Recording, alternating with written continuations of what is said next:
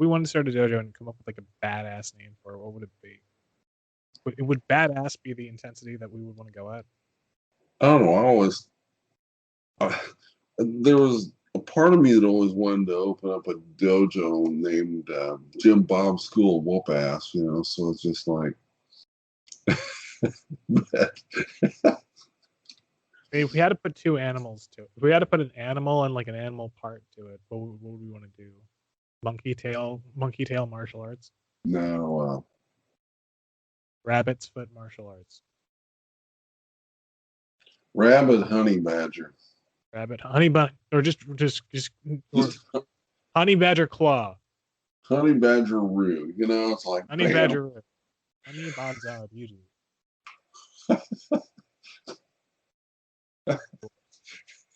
Well, that will be the official school or style representation within the podcast. Honey badger to you. Cue the theme.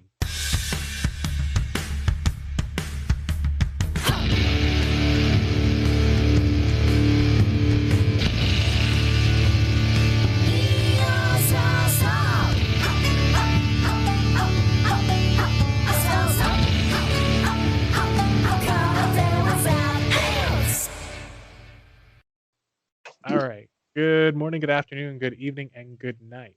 Welcome to Karate Without Belts. I'm John, not always, but most of the time joined by Jeremy. How you doing? I'm Jeremy.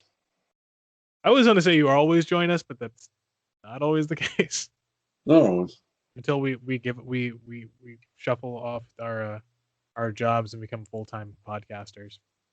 I don't think that's going to happen any day soon. Yeah. The flooded market of podcasting.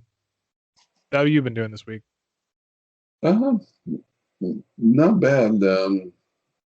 Just kind of dealing with interesting things at work and stuff like that. But other than that, it's been just kind of getting in a routine and going. That's about it. So yeah, we're well into the New Year's at this point, despite whatever our release schedule is on some episodes. But the New Year is in full swing, and people, please do not start swinging things, whatever they might be. I tell you what, I think 2021 just basically said, "Hey, 2020, here, hold my beer. Here we go." We had like a nice 5 days. We won't really get in. We won't get into that here. But no, we're not. But I mean, it's just some of the nuttiness that's going on. I mean, we are not in the market for a podcast shaman. No. It's just it's like every time you turn around, just something like.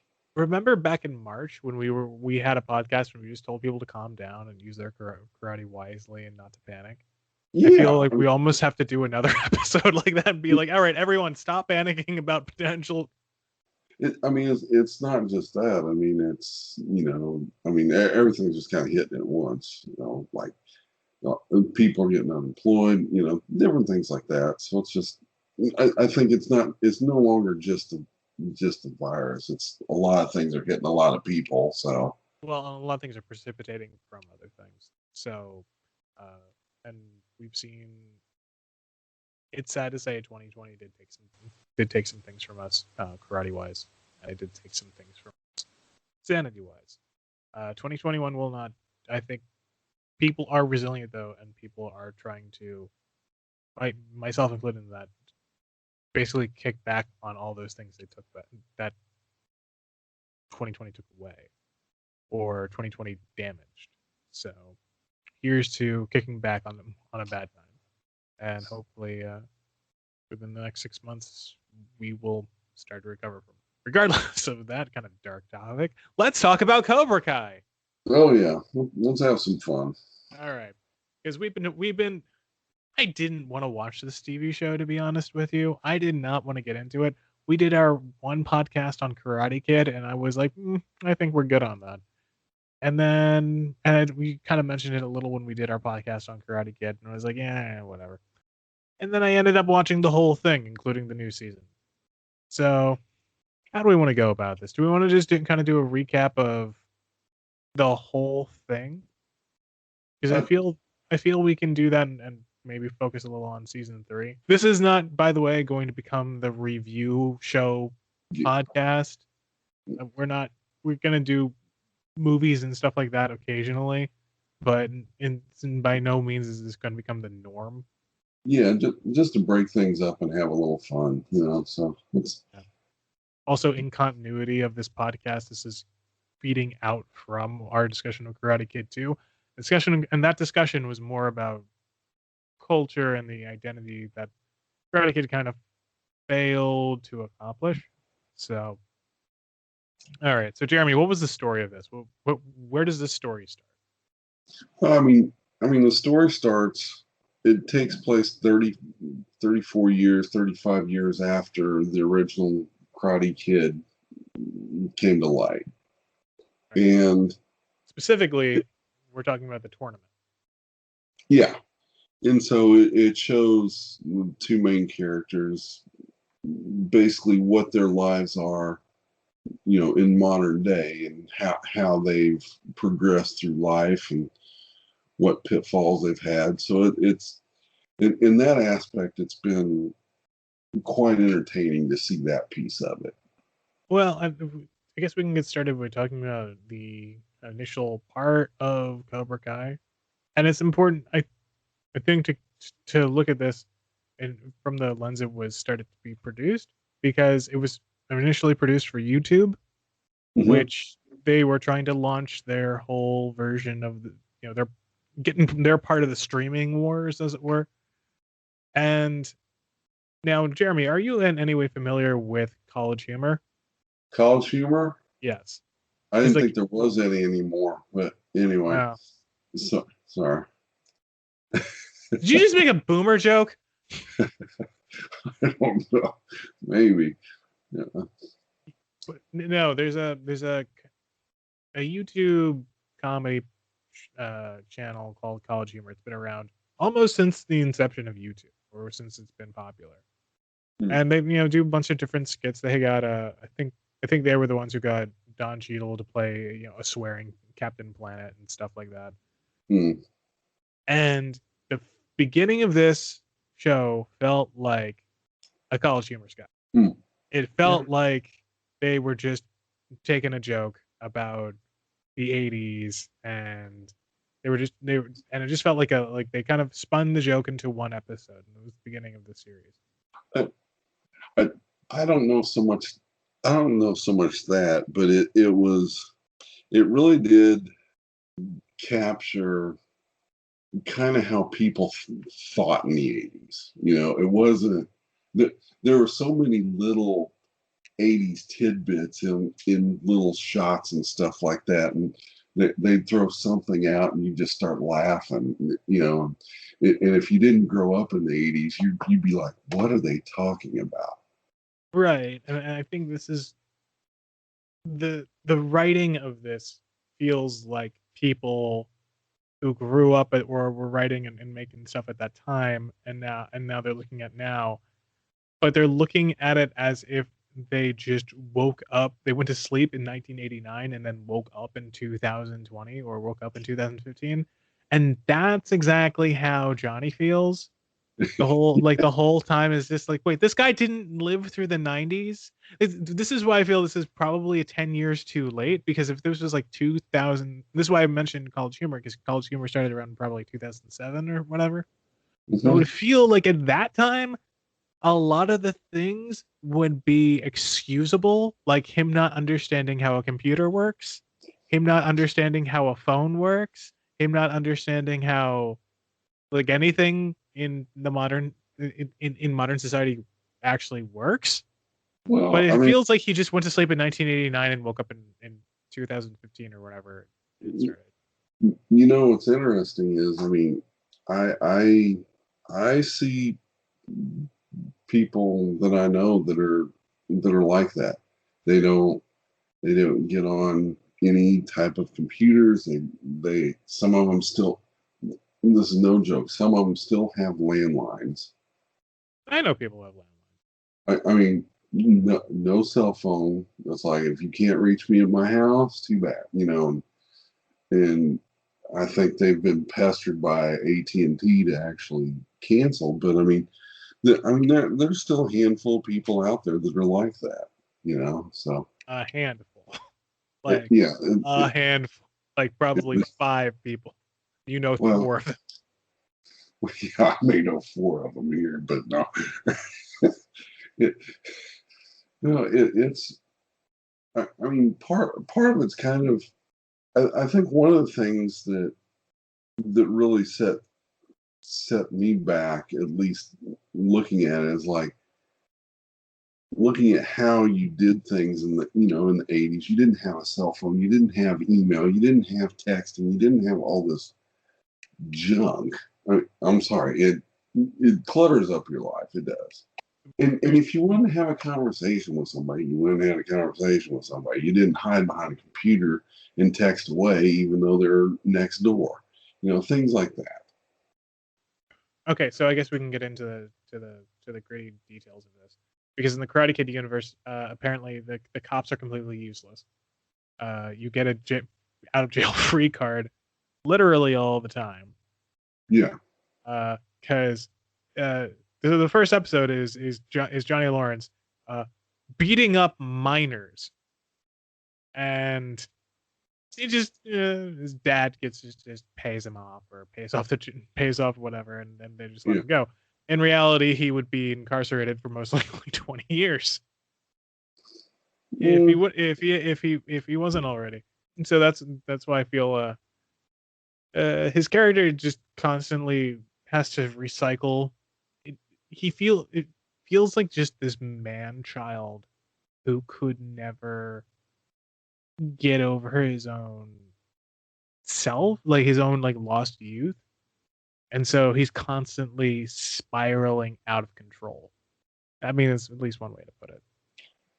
I mean, I think he's gotten to the point where he's hit a wall where it's like he's trying to figure things out finally, trying to like, hey, you know what? This isn't working. Maybe something else needs to work now. So, Well, and it's hard to. I think that his whole where he gets this inspiration to start Cobra Kai again was just from seeing the other side of it. Dan, Dan I want to call him Danny. It's not. He calls him Daniel. Uh, just is essentially the most successful person in the world. Apparently, he's super successful, and he's had to interact with intergenerational wealth gaps, and literally getting hit and getting his car destroyed by that. I feel like if this is a show set from characters from the 80s, this is also the product of the 80s. Whereas it's like it's the end point of like all that deregulation and all that, and like greed is good.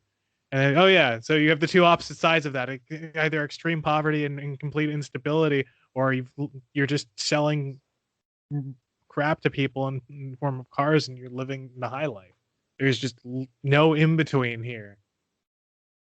I mean, I think other episodes get into that a little bit, though. I mean, into the middle ranges if you want to look at it from that. But I do think it is interesting. I mean, like the significance of his car, the Firebird that he's driving.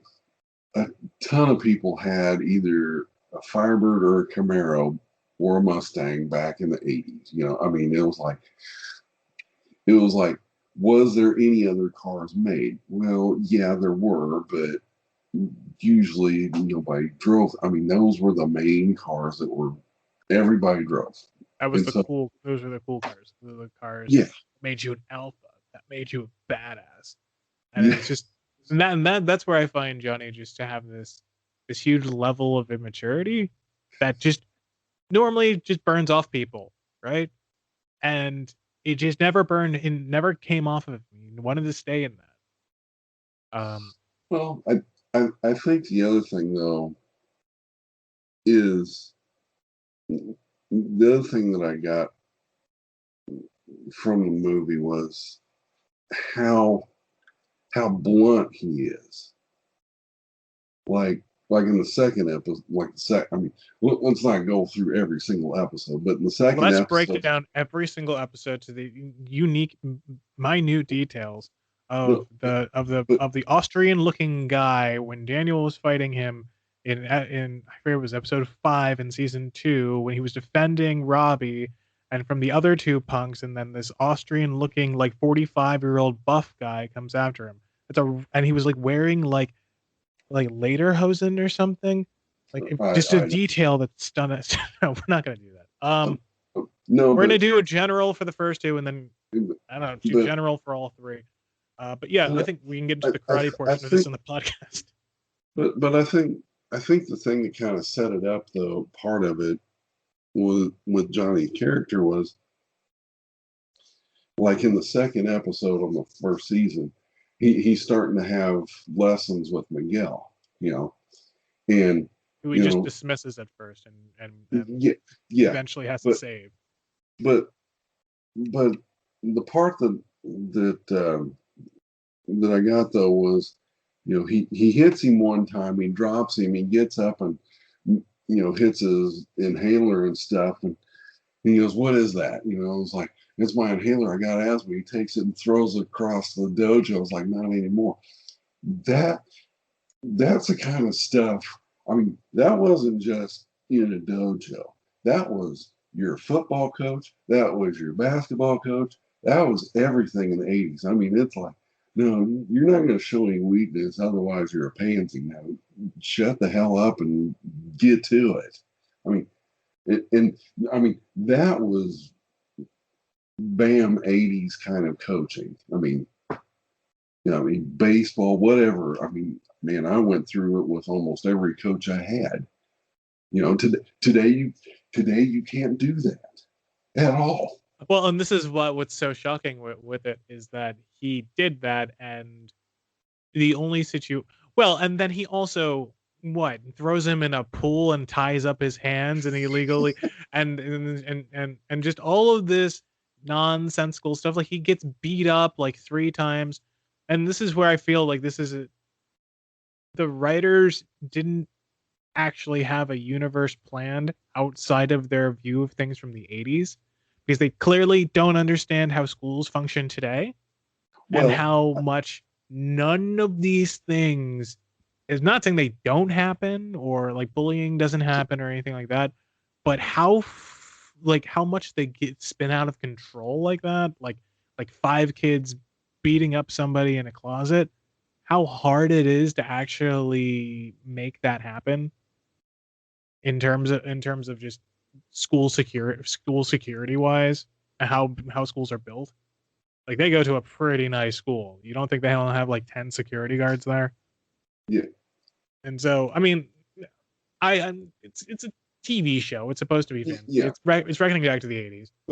but I think the part though is like it brought an older generation into the new. It's like we weren't politically correct. We didn't put up with all this nicey nice crap, and you've been around me long enough. I don't spin very, very nice many times at all. I mean, I pretty well tell it like it is. Well, you'll be nice on the podcast. Huh? Most of the time, you'll be nice on the podcast. Well, Most. yeah, I mean, We'll open up the can of whoop ass as needed. But I think that's what's really interesting here is they're trying to take. This is where I feel the show should have stayed, is staying with the best parts are exactly that, is exactly playing with, all right, this is how things functioned, this is how this guy functioned, this is how he's functioned, and it's not served him well, but he sees people who this might serve well, and he's trying to, and he's failing. He fails a lot more. He fails all the time with this. He just screws up all the time. But he's trying really hard to give this kid who's very clearly the Daniel or the new Daniel, or they try to make the new Daniel, and he's trying to teach him these lessons. Now, where I think this goes wrong is I think Daniel should have just been a Daniel LaRusso, like Ralph Machida character, should have really just been a cameo. It really shouldn't have been. He really shouldn't have been in this, in my opinion, because that whole thing should have been excised and just focused on Jeremy. Because See, like, why does he care about this so much? well, see, well, I mean, I think that's the other thing though, is, back in the 80s, you didn't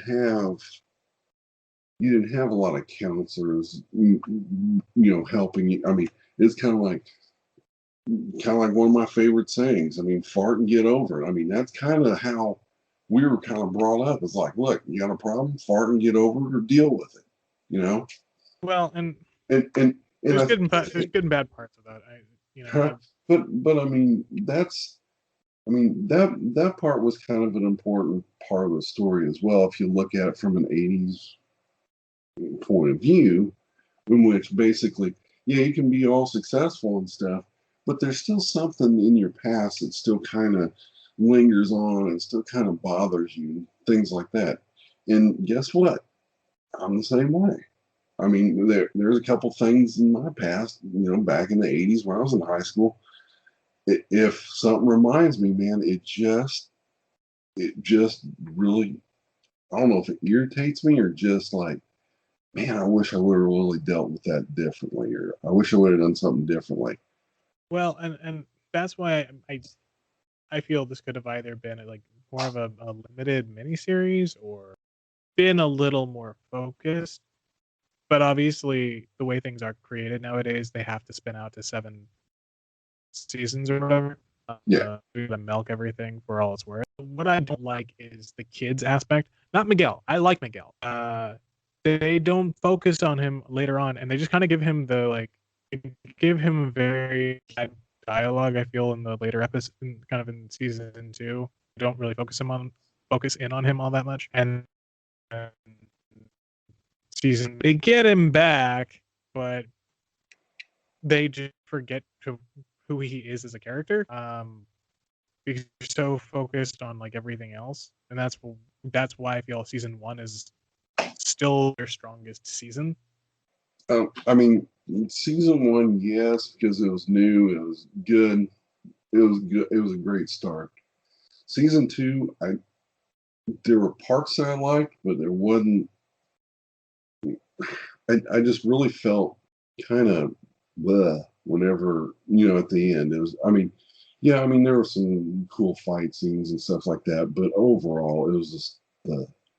I mean, they could have done season two in probably about 4 episodes as opposed to the 10 that they did.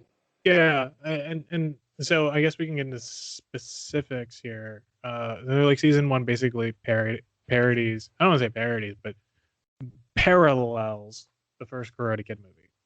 Yeah. But this is where I feel the weaknesses are, where it's like we have to get Daniel's kid involved, and we have to get Robbie. So apparently, Johnny has this other kid who. Well, yeah. I mean that was his actual kid, So I mean, but he's kind of been absent from his life and things like that. But I mean, I think the first episode of season two was really good, but Bring back Freeze.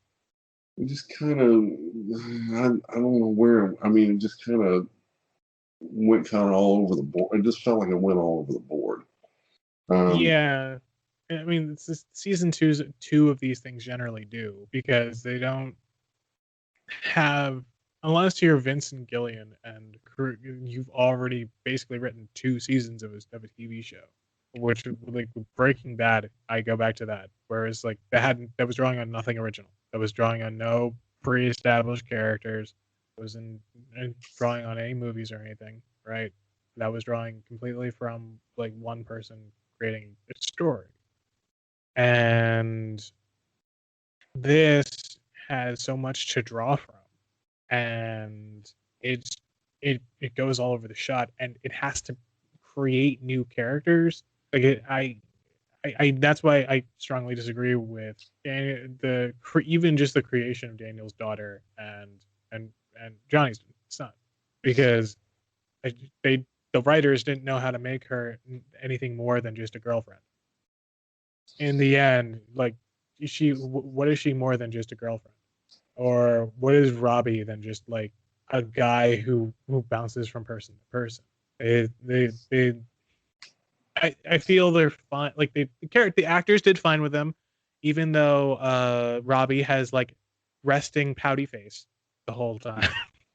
Oh, yeah, okay, yeah, a little bit. He's like, but Dad, like, or like he's with Mister Larusso, like he's always just looking like he's about to burst out into tears, and then the contrived love triangle and all that other stuff, like it just Yeah, I mean, one thing I remember from the first episode was whenever Johnny asked, what what what kind of what kind of opponent do you want to fight? Do you want to fight a fully engaged tiger or a fully engaged lion, or do you want or the strongest lion in the you know do you want to fight the strongest lion or do you want to fight the wounded chimp? Which one do you want to fight? And it really kind of made sense, and I'm like, okay, I see where you're kind of going, but it really didn't take off too much. But I will say this: I do love the fact that his inept ability with technology continued throughout the series, and especially whenever it's oh, it's like, great, best hey, line, some of the best yeah, lines. it's like bake one of those hash browns, and I'm like, hash Uh, browns. but then the best line was that for that hash browns, and then send it to the internet. I was like, I don't know who wrote that, but they deserve more money from Netflix or whatever. Oh my god, that's and his delivery. What's his name? William Zerbara or whatever, who is not the greatest actor, but he knows how to play that character really well. Ralph Mochida is not cute anymore, so he has to kind of pretend to be a youthful, cute kid, but he's also trying to play the dad, who's clearly just like has too much wealth and he doesn't know what to do with because he's not taking care of his son. He's letting his daughter run around on the internet. His wife runs his entire business. He's hired this lunatic uh, cousin, and which I am convinced this also exists in the Sopranos universe.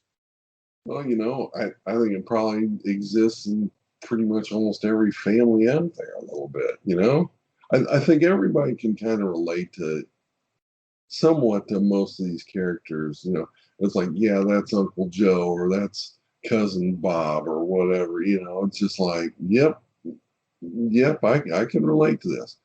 There are a couple characters I'm like, I've never met anybody like this person, but anyway, that's all right. So, I was trying to do because they're from New Jersey. They never really re-reference going back to Jersey, but mhm. they're the Italian New Jersey and connecting it to the Sopranos. I think you could probably get David Chase involved with some synergy here. The problem is it's two different studios. One's with Warner Brothers, one's with Sony. But the one part where he's like, "Come on, man, I'm just breaking balls." I'm like, "Ah, yeah. He's from Italian from New Jersey. Why didn't we try to get David Chase involved with this?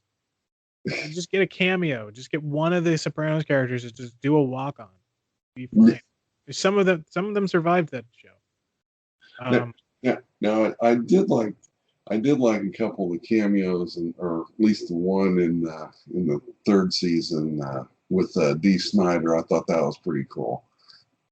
In season three, when they had him at the when they when they were taking him to the rock concert and stuff, and it was Dee Snider. Oh, I had no idea who that band was. I had no idea. I was like, I didn't bother to look up. I'm like, all right, it's just okay. It's Oh, a rock. It's an 80s rock band. It's an 80s the, hair band. I have no idea the, who the, these people.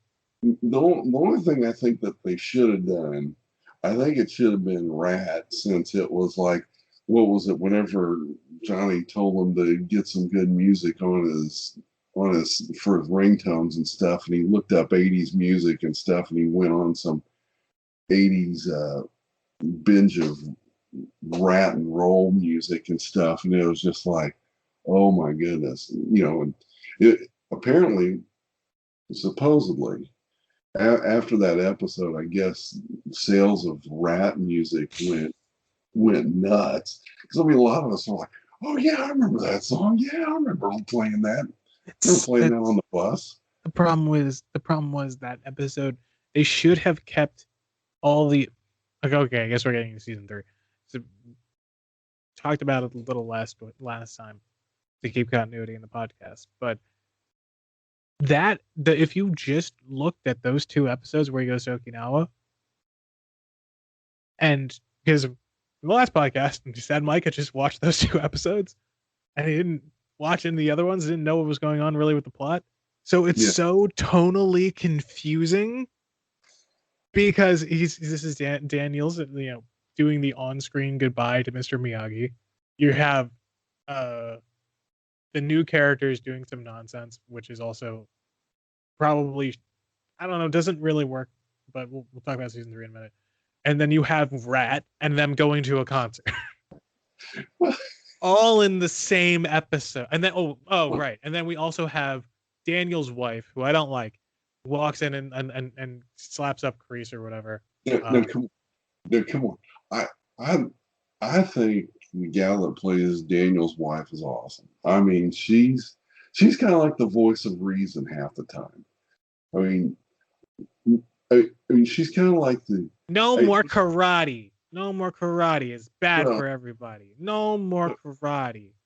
That's what I did. well, well. I mean, the part when in season 3 when they're going and trying to find Johnny's son and stuff, and they go to the prison to rough up a couple guys. Hey, where's Robbie at and stuff, and then they Which, how get do off. they do that? Because you can't just go walk into a prison and just Uh, interview people.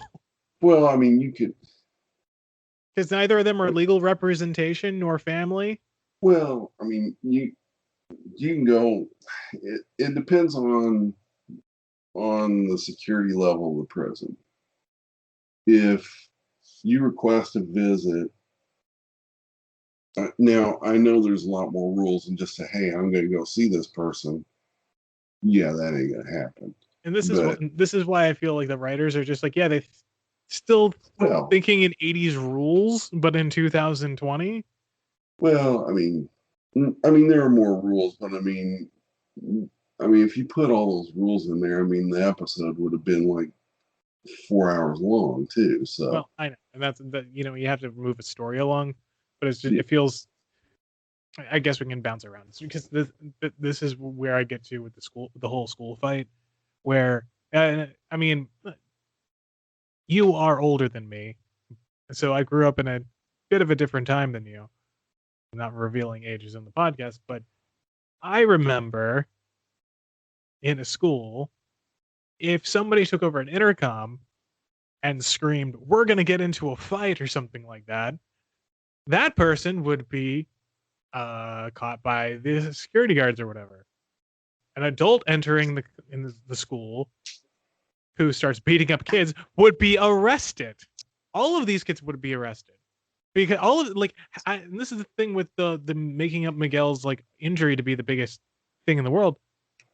All of those kids got injured in the same way because technically, what is it? The Tori character got thrown off a staircase, landed in the same way. and Freaking Hawk yeah, got thrown into a glass case and glass shards all around him. So how is he not cut up and bleeding out by the end of that?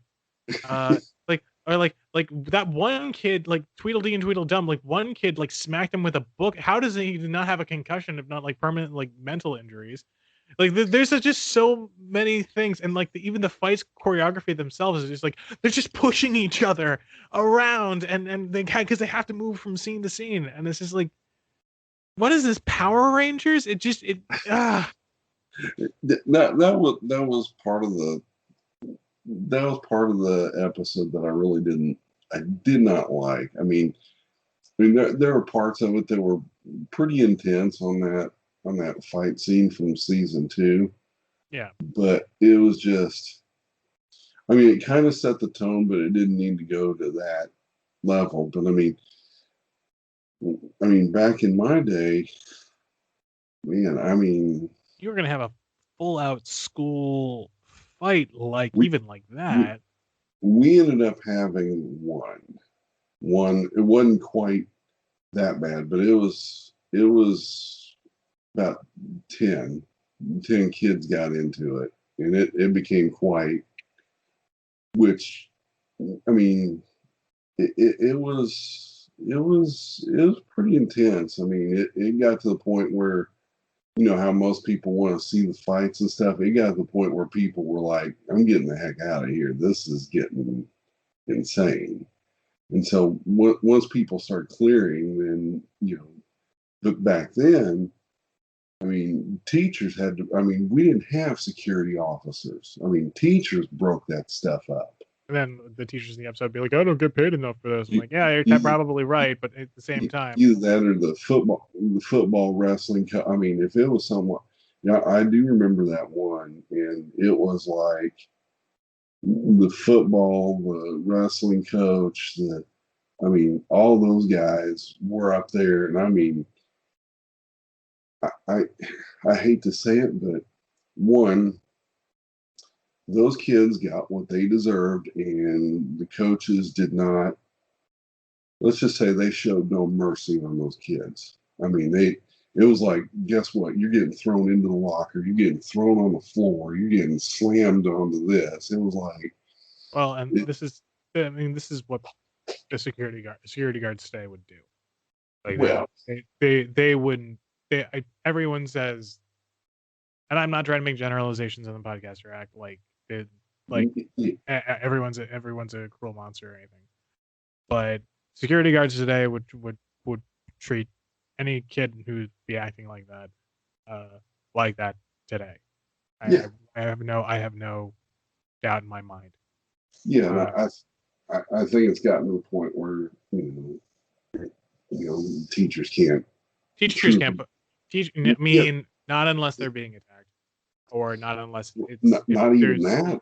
I mean, some of the schools around here, they won't. I mean, if they're not allowed to hit back at all, and I remember, I remember, you can defend. Well, we're getting into legal territory here. yeah. No. I mean, some of the schools around here, like, you do not touch a student, period, no matter what, even if they're hitting them. I'm like, you mean tell me I can't defend myself? Like, yep. I'm like, bye, I'm done.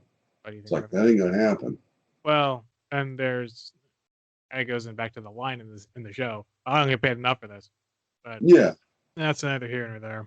but Um, that's the difference. I mean, we didn't have that. It was like, and I mean, but some this scene didn't happen in the 80s. This is the scene yeah, that happened in I today. guess 2000, yeah, 2000, Yeah, basically today. And that's why a lot of people think this is kind of unrealistic, and also a little, especially in the age of lockdowns and like post Columbine and stuff like that. You're gonna tell me just like not like they're only going after one kid, or one kid who cut another kid open, who was like one of the richest girls in the school, didn't go to jail? Like you're gonna tell me well, like these other kids didn't get like completely suspended or whatever for participating in the fight, or they don't have footage of that or well, anything I like mean, that? Like that's where I say, yeah, you guys gotta update your views on or update yeah. your information on how schools function. Not Well, I mean, in season 3, you do see the gal. She's coming out of, she is coming out of probation a couple times. I mean, she has to go to her probation officer and stuff like that. So which I feel they treated her like they treated Daniel's daughter. She's a girlfriend, but she's like the bad guy, and that's she. And they tried for a moment to give her depth, and they kind of backtracked on that. well, I think they've kind of gone in and out.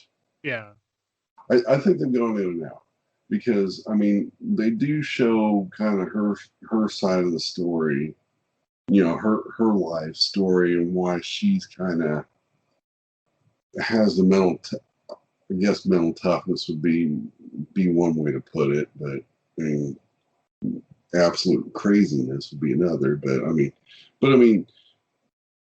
I think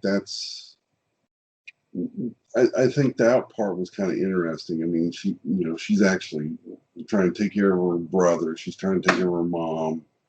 You know, feed her family along with not get kicked out of their apartment.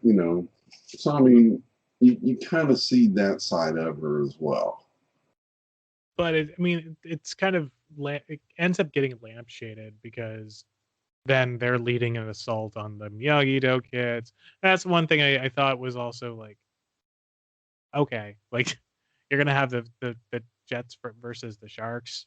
Yeah, yeah. I mean, it's the old West Side Story rehash. Yeah, I mean, in a way, it kind of is. And Daniel kind of ended up being like who is the Smurfs guy? Who's like, I'll get the Smurfs next time. Like just he Oh, ends like up being like that. Gargamel. I'll get Cobra Kai next time, and I just like I'm gonna find a way to get them, and like what Like the hell? And which leads Skeletor, me to my one He-Man. point.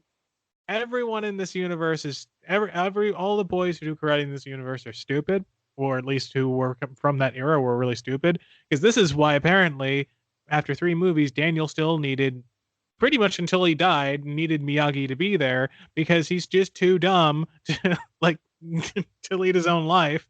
So I needed a wife. Why he needed his mother around all the time. Or this is why Johnny spun out because he's too dumb to understand how technology works. His laptop, I still have that laptop somewhere. Oh, that old Dell Inspiron or whatever. That's what I had when I started college. Well, I mean, yeah.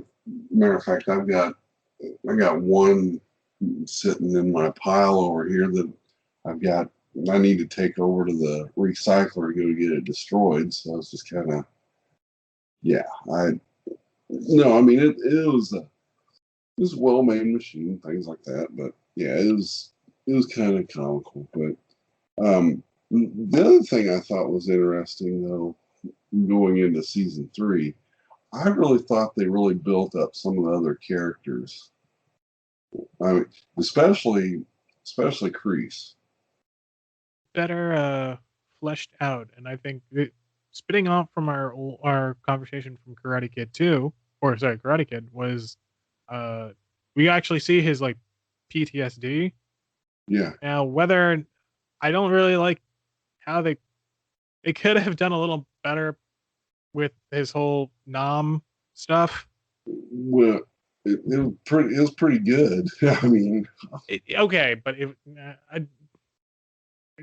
very it could have been a little bit. It could have been a little bit more. Could have been a more bit better. little more Deer Hunter, I guess. I don't know, but the it's cool that it was like, yeah, I did Tung Sudo. I was like, okay, finally know what style they do.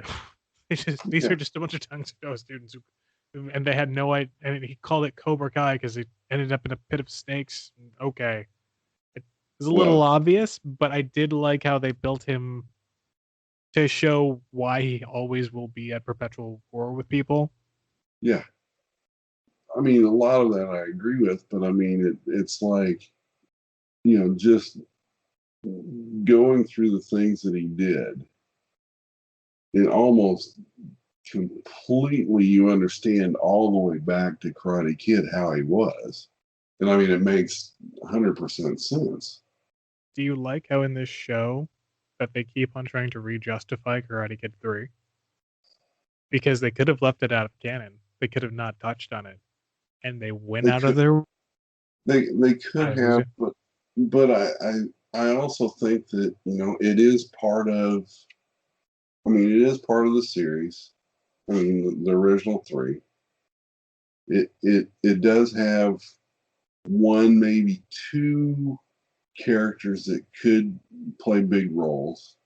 So does that mean season 4, Terry Silver's coming back?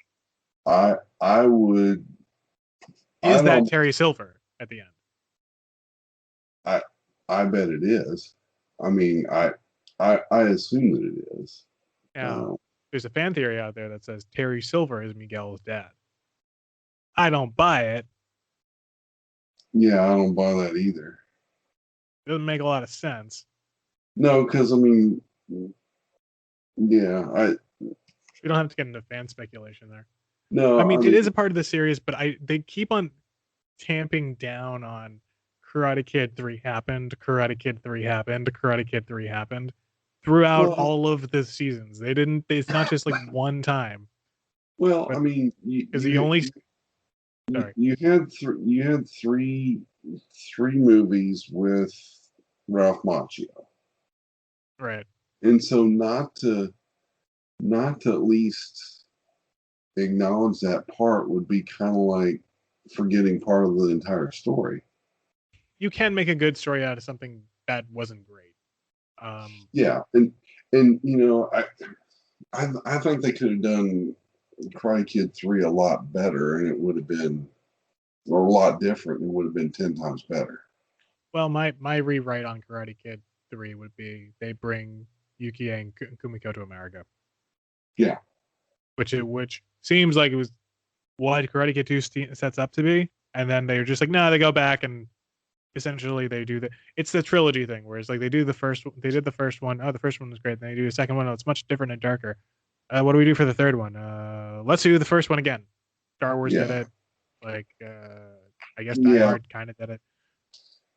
yeah. I mean, but I do think I kind of agree with a lot of people I've or watched some of the comments on different things, but I think Terry Silver does have kind of an interesting twist to the story. So I think I think it's cool that he'd come back. So I guess I, I don't I don't know so much about the Mike Barnes character, but it was just like basically Johnny, two. yeah. Now, what I about don't. Hilary Swank? Should she come back? Yeah, I mean, maybe as a cameo, maybe as a cameo, but now the one that I did kind of like was You want Will Smith's kid to come in? no, geez, no, Because no, everyone you didn't miss it, guys. Your eyes aren't fooling you. He is an executive producer on this. yes, His company does help produce this. yeah, So yeah. Now I did. Now I know some people are kind of go back and forth and stuff, but I did like Elizabeth Shue coming back in and making just a quick appearance in it. I'm I didn't I wasn't like, of course they were gonna do it. Of course they were gonna do it. They set it up. Yeah, They set it up with Johnny abandoning his car, which I think is illegal. But because it just shows his reckless behavior. We're all over the place, so we can go back to character critique on Johnny, and probably before too long talk about it, the actual karate of this. But yeah, I think she was fine. I'm glad he didn't do. It also showed the end point to the arc, where he actually got over her and went yeah, back to Miguel's mom. yeah, yeah. I thought that was pretty cool, and I thought the way they did it was really pretty cool. And I thought the scene at or the parts with all of them at the country club was pretty cool. And I thought the one part was when the guy was coming out with the spaghetti and he was wearing the white jacket, and the guy's about ready to crash into Johnny. He's like, "Hey, what are you doing?" It's just I I thought that was hilarious because it's just kind of like just turn the table around a little bit. So I thought that was funny. But Yeah, because I mean, from the first Karate Kid, when Ralph Macchio's in the back of the kitchen, he gets nailed with the spaghetti sauce, and he has the white shirt on, and then it's kind of turned around on. But anyway, sorry. well, because Johnny's cooler than that. Johnny's cooler than Daniel. If you notice, like Johnny get in the first movie, he gets like embarrassed, but he's never like he eventually even in like midway through the movie, he doesn't have like this huge rivalry with Daniel. He's not like really going after Daniel. Yeah, I feel like that's like constructed after the fact in the show. Because even like in the movie, like he pulls up in his car when Daniel's there, and he's like not being aggressive toward him. He's just like, yeah, whatever, man, and just rides off. And even at the end of the first movie, he's like, "Yeah, man, you deserved it." And then beginning of the second, he's getting attacked by Kreese. Yeah. So what did you think of the actual karate depicted? We've yarned on about our complaints on characters and whatnot, but we actually haven't talked too much about the karate. No, I mean, the story is the whole background of it. But I Right. mean, I thought the part, I thought the part with Chosen was really good. It showed. I mean, not maybe not technically. I mean, technically, it was fair. It was sound. I mean, it was okay. I mean, but I did like how it showed some stuff and kind of gave a little bit of respect to certain parts of karate that's not talked about a lot. So I mean, I felt it was more lip service in well, my. I feel like they probably like the writers probably found the idea of pressure points on a yeah. Google, and we're like, oh yeah, we could put that in there, and that'll make that part of Miyagi Do. And Well, I mean, yeah. I mean, granted, they didn't go through everything, but I mean, at least it was something. It was at least something that was in there that sometimes people don't teach. well, I like how they go into the whole like, oh yeah, Shimpo Miyagi, which is kind of a mixture of Chojun Miyagi and Shimpo Matayoshi. So I like how they kind of cobbled that together. And they talked about how he like fell asleep. He was drunk on a boat, fell asleep, and ended up in China and came back with karate. And Chosen just looked at him. He's like, "Your sensei taught you that? Like that's what he told you?" Jesus Christ! I felt that was a pretty funny part of it. But like, what is it? Daniel just knows Seiyuchin, and then apparently Kusung Ku is a two-man kata that is done in a circle like Bagua to defend against all sides. And yeah, and there's crane technique. Like I feel like that's the extent of which Yeah, they understand, like they understand how to put karate in aesthetically, but they don't understand what it actually is. right.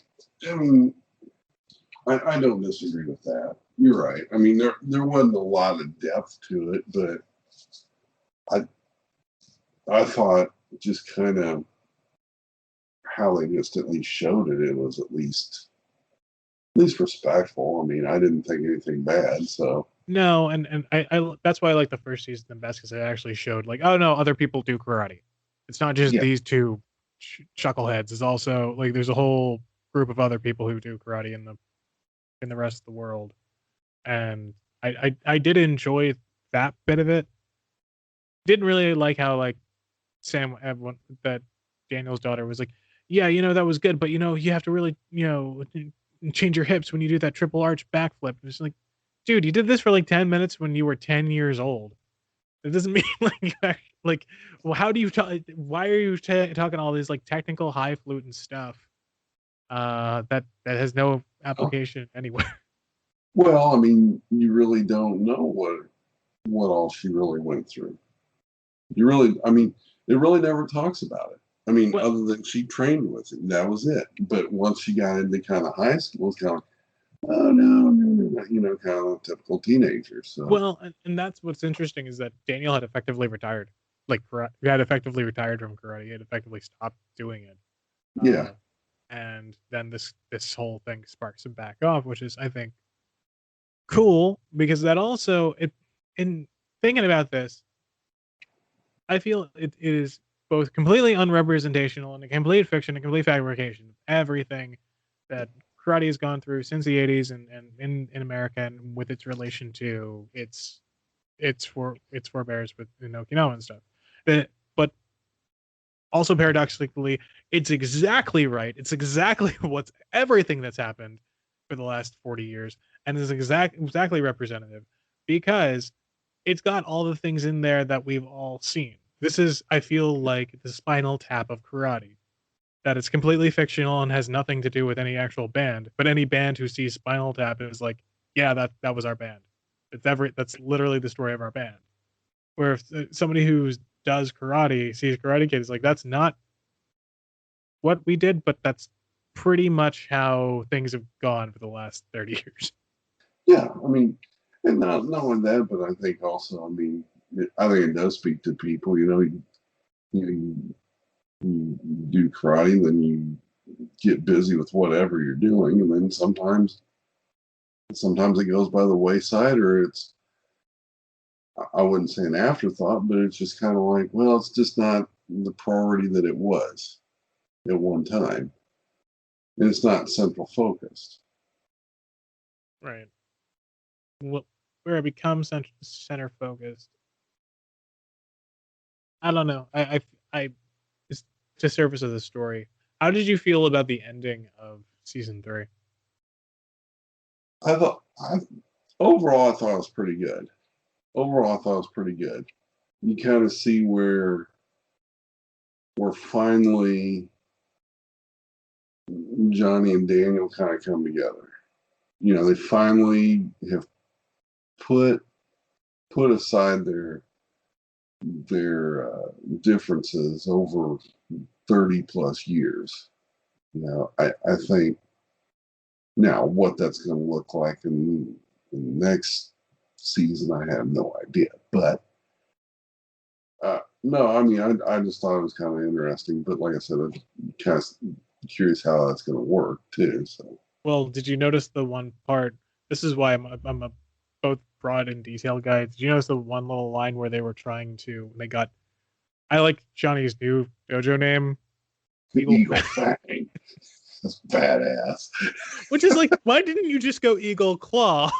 Or Iron Eagle. I mean, you really can't do Iron Eagle, but yeah, well, too many. I remember when I was talking in the first time we talked about Karate Kid that Daniel was being attacked by the Aryan race because there's all a bunch of blue-eyed blonde kids attacking it. Now the other person I'd like to see come back and really kind of, I don't know, really more define his role, but I think he'd make a really good extra role, if that makes sense, or supporting role, I guess, would be Bobby. Who? Oh, you mean the pastor guy? Yeah, the pastor guy. I think he could really be a really good supporting role, but I don't know how. Yeah, But I think that's where all those other guys. I'm surprised they even brought back one of them. Well, I mean, in the second season, they brought all of them back, but the guy who played Dutch. Well, the one guy who was actually dying, he did actually die. Yeah, it wasn't too. Yeah, they were trying to pay tribute to him. Yeah, I mean, he was sick when I knew he was going through some stuff, just from some of the things that I'd read. He'd been dealing with some stuff for a while, so. But he was also starring. He also was in Iron Eagle. Yeah, he was. So I did enjoy how they did put that in a little, but yeah, I'm. You have 10 episodes a season to put anybody in there, so. But I think was funny about the end of season 3, right before they had the home invasion, which again, the police are apparently non-existent in this universe. They were essentially being like, all right, how are we going to deal with combining the two dojos? And I'm trying to figure out, because this is clearly going to be the point of drama for the next season. Yeah. Of how they actually come together as two karate dojos. Which, again, I want to say is completely fiction, but also somewhat mirror reality. Well, because we've kind of seen people do this, fail at it, but yeah, I mean, even going back to Sensei Oyata, he'd talk about, you have one head instructor, you don't have two. You have problems, you have two. Yeah. And I've seen that. I've seen that. I've witnessed it. It's Time and time again. I mean, you have one person say one thing, you have another person say another thing, and then you cause a riff. Well, and what's funny is the only way this is fictional is that the older teacher kicks out the younger student from being in charge of the school. Generally, in most of the cases I've seen, through Um, I yeah, mean, from someone I've who's seen, taking on the leadership position and like potentially the business of the school and whatnot, which I guess makes Laura or Kreese much smarter than Johnny, is that normally it's that younger student who ousts the older teacher. right. If there's a break, I mean, normally if there's a break, one takes one place and the other will go to another place. Yeah, I think that's the only fictional part of it, where it's an older person comes in and takes over the school. Generally, it doesn't happen. Yeah. No.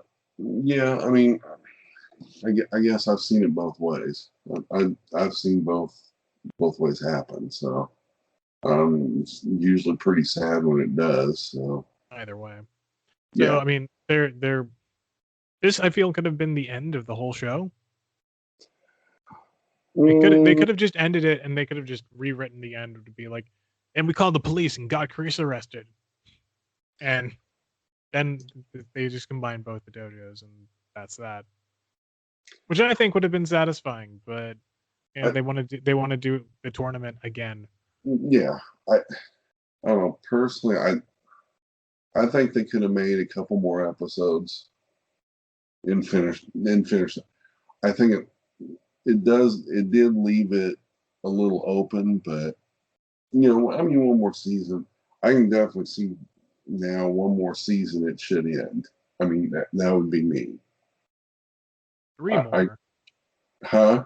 because I've read somewhere they could do up to six, Yeah, and I'm like, where are you coming up with that kind of? I mean, how much material?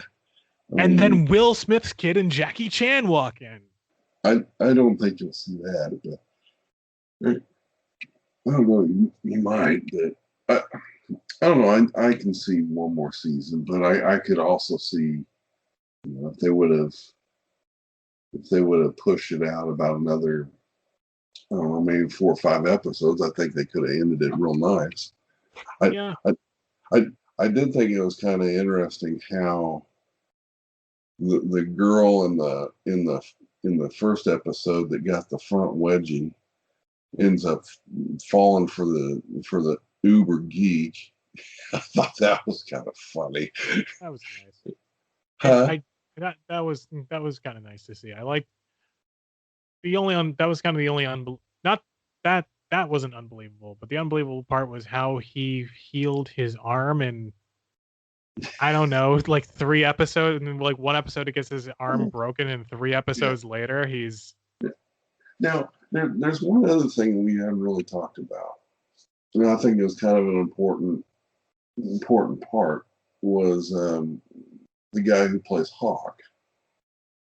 oh yeah, I guess because there's like this is what I was saying with all the minor characters, where I feel if they had focused on him, Miguel, and Dimitri, Well, you could have it, actually had something a little stronger than it being like bringing back all the old cast and whatnot.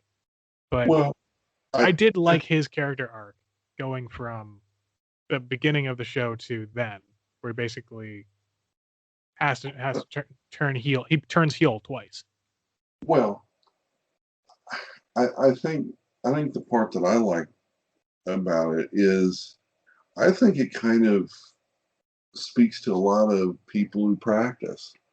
Because every once in a while you're kind of conflicted with what's going on. Every once in a while, not always. Sometimes you're conflicted with stuff that's going on in the school, and you don't know how to deal with it. And I think Hawk was kind of I think he finally woke, I guess, woke up. I think he was Are you calling going Hawk? going down a certain path, and he really didn't like it. Well, and I think his character arc, I think, is a better one than Miguel's to a degree. Because Miguel's character arc, I feel, wrapped the end of season 2, and he's just final form Miguel at this point. But Mm, I don't know how much of his like more character growth they can really give him. With Hawk, he had a 3-season arc. He went from being like a complete Wiskid to going through having to deal with two conflicting points of views to coming out on the end of it being back and great friends with a kid he essentially screwed up really bad, which he should have gone to again should have gone to jail for, yeah, and he didn't because they're all rich kids apparently. yeah. Well, I mean, that's Because no. how do you that kind of tattoo, multiple tattoos, and afford hair gel and dye practically on a daily basis and not have your parents either find out or care at like the age of 17? Yeah, no, no. I think I would have been killed if I would have done something like that. But it is a cool tattoo. But anyway, um, no, I just thought it was kind of interesting how he finally it finally came to him like, this isn't who I am, and he kind of found himself. Yeah.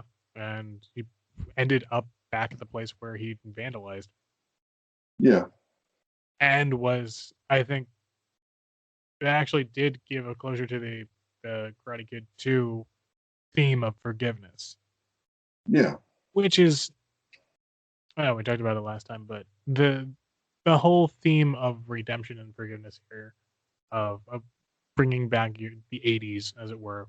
But we had to have Elizabeth Shue tell us, nope, the 80s are over. Sorry, Johnny. But it is going forward into the future because the only way you that, can do that. that's okay. I mean, Johnny can put it in the past, but hey, I still love the '80s, so I still wish we were there. I'm glad we're not. Very glad. I don't know. Because if we could go back to the 80s, we would try to change things. There Shoot, would I've probably thought be a about lot of that. good changes, and we still have Don Rickles. But Hey, gotta love Don. Come on, yeah, that and Sam Kinison.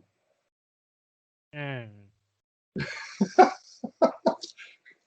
Eh, I don't know. Is there anything else we can say more we can say about this new iteration of Cobra Kai, No, I think that. Well, I will say the season 3 they got rid of Aisha. which was intentional? I think there was Kind, kind of, yeah. I think there's something else going on, but I don't know. But she got written out, which they've they can bring her hinted at back. bringing her. So I hope because I thought watching the end of season 2 when they go back in when Johnny runs back in the dojo and sees Kreese took it over, but she was not in that shot. I was like, oh, she's not there anymore. She's gonna join Miyagi-Do or whatever. Nah, they just Just throw her off. Yeah, I she was a really really really good character. I kind of liked her character. I mean, she brought a total different feel to the dojo. So She I wasn't thought, someone's girlfriend. yeah, She was a not girlfriend character. And like the only black character we've had in the whole show who's not a background character or someone we actually don't know the name of. Like a lot of the background characters don't have names. Do you know their names? I think they probably have names in the script, but like the little blonde kid with glasses uh, versus the little Asian kid with glasses, right? We don't know their name. Or Tweedledee and Tweedledum. One's name's Chris, the other's name's either Ass Face or Penis Breath. yeah, What's his real name? I think they mentioned it like one time. yeah, true.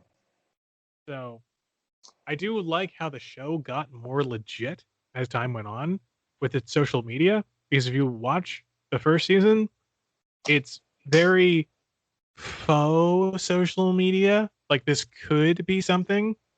But Hmm. then once it gets to season 2, no, that's actually Instagram. That's actually Facebook. That's actually Google. I thought that was kind of funny. But No, I got you. Anyway, we so can we can we can cap that off and send it to the internet. yep. So what else? So what else are we up to this week, Jeremy? Um, just sticking to my routine. That's the main thing. So, just, I mean, I think that's been difficult for me for like the last 7, 8 months. Just getting into a routine, and instead of training here, training there, it's like, okay, I set this time to train. Boom, boom. Almost every day. So that's good. Yeah, I think that's one of the difficulties of getting out of new holidays and back into the New Year's, where everyone kind of remains in a funk or can be in a funk. So, and unless you had an established routine before or an established, right now it even sucks because it's hard to have an established place to go because you can't go anywhere. Yeah. So, and even in your own home, it's hard to do. So, Yeah. Well, I mean, I'm just thankful. I'm thankful I've got a place that I can do it in my home. So I've got a separate little place inside the house. So me too, kind of, kind of. yeah. Cool. All right, folks. Well, I hope you've enjoyed our discussion of Cobra Kai and Jeremy's never-ending nostalgia for the '80s. Hey, still on the 80s. So. All right. Well, on that note, folks, thanks for listening, and don't forget to keep training.